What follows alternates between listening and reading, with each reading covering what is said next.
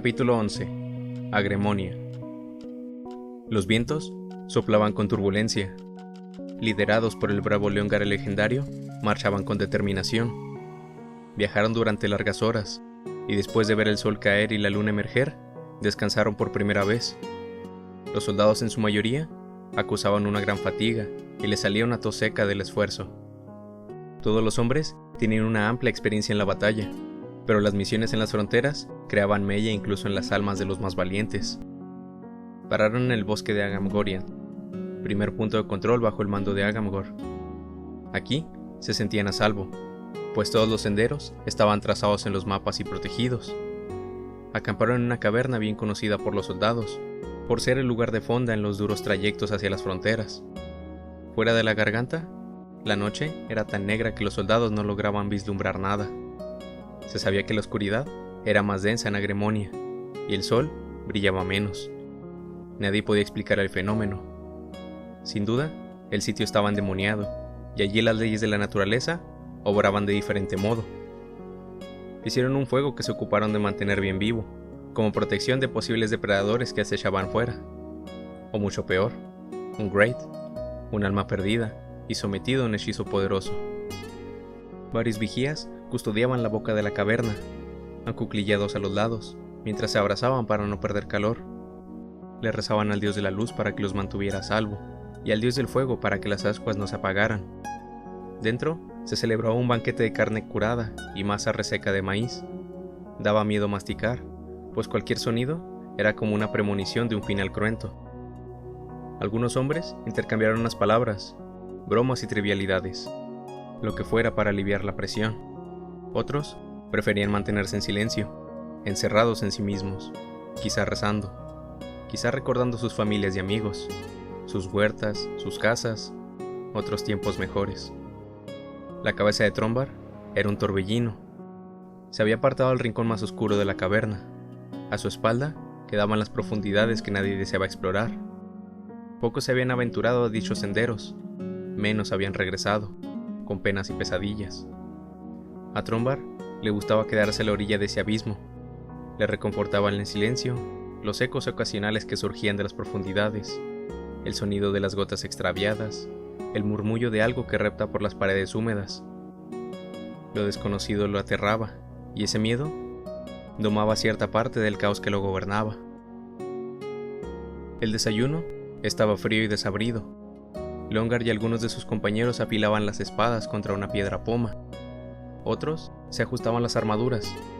En su rostro se les apreciaba la batalla que cada uno libraba con sus emociones, entre el miedo y el arrepentimiento de haber partido. Trombar observaba a sus compañeros, y en cada uno detectaba la magnitud de su valentía, o su terror. Al llegar el nuevo día, empacaron, apagaron las ascuas con la tierra y unas piedras, y marcharon con velocidad. Pronto, el bosque de Agamgorian se hizo denso, lo que dificultaba el paso de la luz, pero la presencia de venados y comadrejas, además de árboles de buen fruto y flores de bello color, contribuían a serenar los ánimos. Cuando atardecía, la escuadra continuaba en marcha. Llegaron a los confines del bosque, donde se extendía una amplia llanura. Se detuvieron para descansar un cuarto de hora, tomar un tentempié y proseguir con fuerzas renovadas. El plan era continuar unas horas más y llegar al bosque de Aeg, pero antes atravesaron la zona Limbus, en la que nadie se atrevía a montar campamento o dormir. Al llegar al bosque de Aeg, el silencio cayó como una maldición. Su bofetada fue fuerte y aterradora, e hizo que los hombres temblaran. Se había hecho de noche. Levantaron el campamento entre pocas palabras.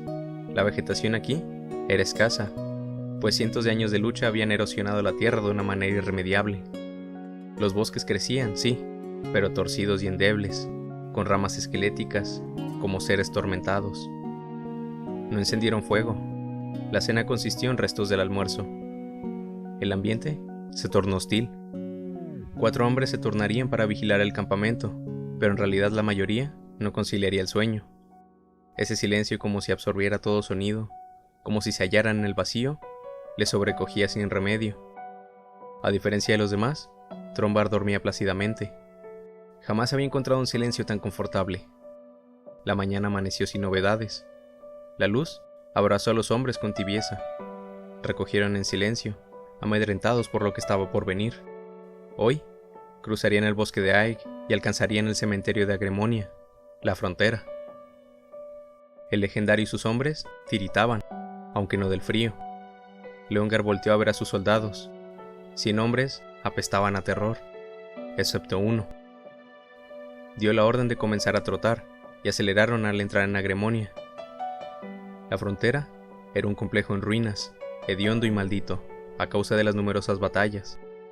Los conjuros, además, habían emponzoñado la tierra, ahora árida y estéril.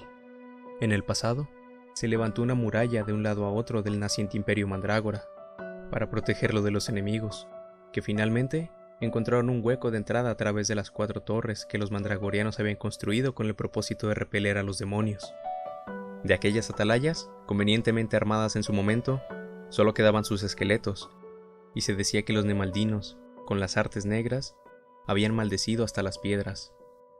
Leongar el legendario guió a los hombres a través de esas tierras marchitas. Todos callaban. No querían arriesgarse a despertar las almas malditas, los Grites.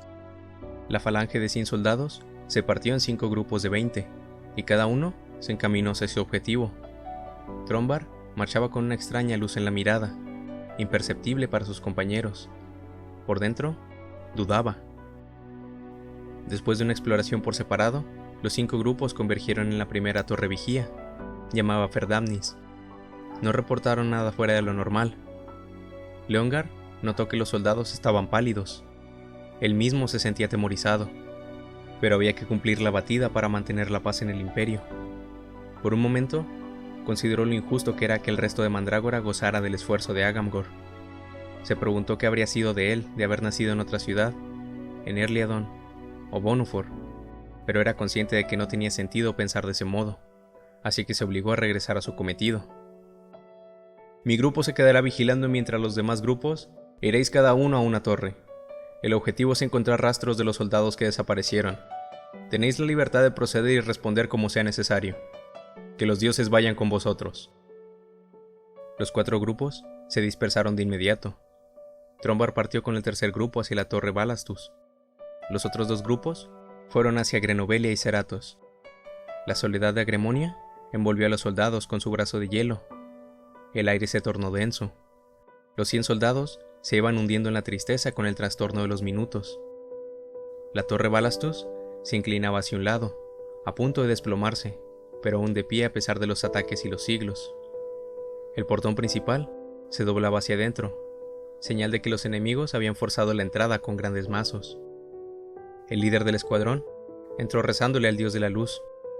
El asalto se efectuó con velocidad, peinando cada esquina, cada recoveco, en constante búsqueda de pistas que esclarecieran la extraña desaparición de sus compañeros. Ascendieron con el rostro salpicado de sudor hasta que alcanzaron la parte superior.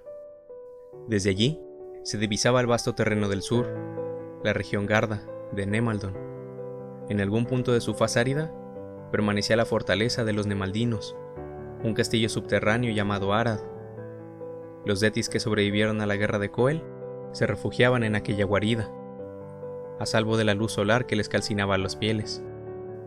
Bajo los cimientos de ese castillo hervían las calderas de Arad, un foso conectado al magma de la tierra, donde forjaban maldiciones y creaban bestias temibles, así como el legendario atuendo de los Detis, el Tiranis. En alguna de las torres del complejo subterráneo estaría el trono de Legionaer, el amo difunto. Fue Trombar quien descubrió el primer rastro del grupo desaparecido. Era un cadáver dentro de un círculo rodeado por una estrella de 6 puntas. En cada vértice había una cabeza. La conclusión fue obvia. Nemaldon volvía a recurrir a hechizos, seguramente realizados por los Ulftan, sus poderosos magos. A pesar de la desolación, al menos habían encontrado una explicación a la desaparición del grupo de vigías, y ahora que constaban en el despertar de Nemaldon, debían regresar a informar de inmediato a Nurimitsu, para que reforzara los cuarteles. El duque de Agangor, a su vez, comunicaría la noticia a Omen, la ciudad militar al norte del imperio, por si el duque Akama le enviaba un mago capaz de custodiar los perímetros.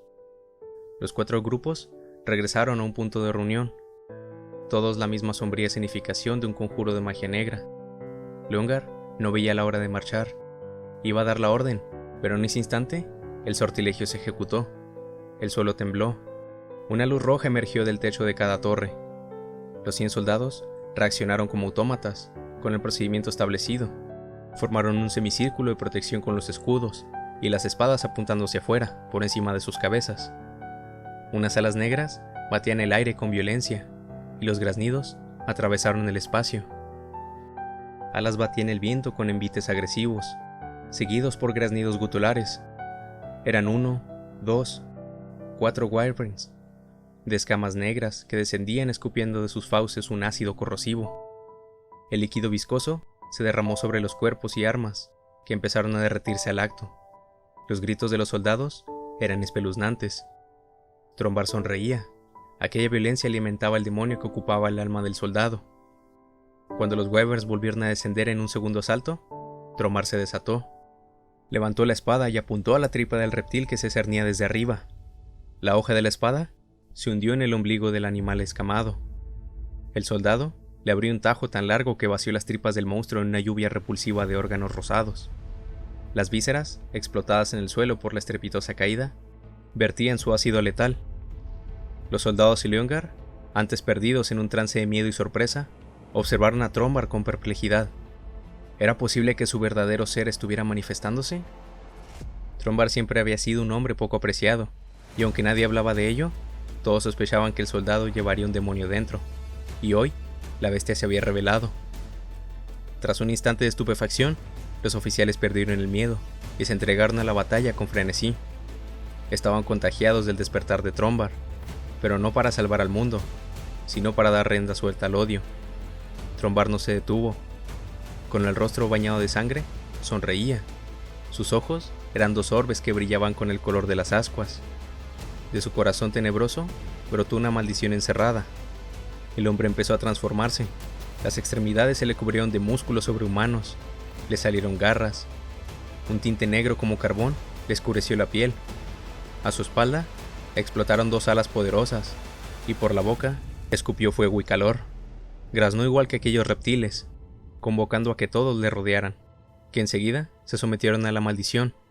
Los soldados del Imperio ya no eran hombres volcados en la defensa de sus compatriotas, sino títeres contaminados por un veneno poderoso. Los wyverns y los orcos enviados a derrotar a los soldados del Imperio cayeron víctimas de la magia negra que ellos mismos habían desatado, con una brutalidad espantosa, descuartizados y desmembrados. Un Surftan, el creador del conjuro, observaba el desastre a una distancia prudente. Jamás había visto un demonio aparecer de la nada, mucho menos que venciera a los wyverns de escama negra con tal eficacia. El brujo de las tierras malditas se dio la vuelta para ir a informar a su señor, el Camel maligno, sobre los sucesos acontecidos.